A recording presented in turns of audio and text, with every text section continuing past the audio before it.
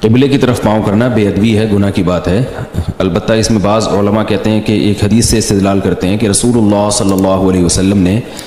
اپنے جو بیٹھنے کی جگہ بنائی تھی بیت اللہ میں، تو اس میں پشت بیت اللہ کی طرف ہو رہی تھی آپ صلی اللہ علیہ وسلم کی، تو اس سے بعض حضرات استدلال کرتے ہیں کہ بیت اللہ کی طرف پشت کرنا بھی جائز ہے، تو اسی طرح بیت اللہ کی طرف پاؤں کرنا بھی جائز ہے۔ لیکن ہماری رائے یہ ہے، علماء بر صغیر کی، علماء ہند کی رائے یہ ہے کہ نبی صلی اللہ علیہ وسلم نے جو بیت اللہ کی طرف پشت کر کے آپ بیٹھے،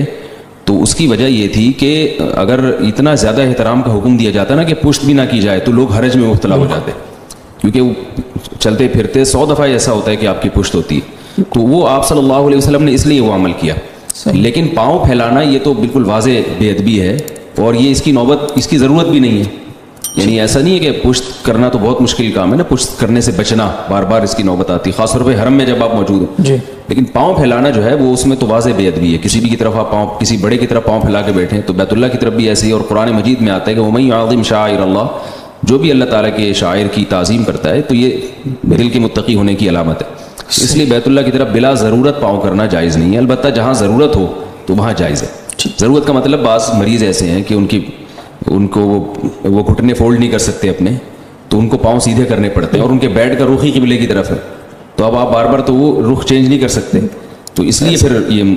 مسئلہ ہے۔ اسی طرح نماز پڑھتے ہوئے مریض آدمی وہ پاؤں قبلے کی طرف کرے گا، جیسے کوئی مریض ہے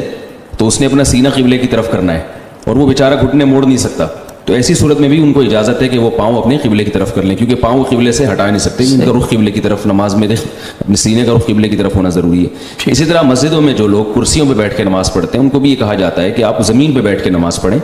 اگر پاؤں موڑنا آپ کے لیے مشکل ہے تو آپ قبلے کی طرف پاؤں کر کے نماز پڑھ لیں، کیونکہ وہ ضرورت ہے۔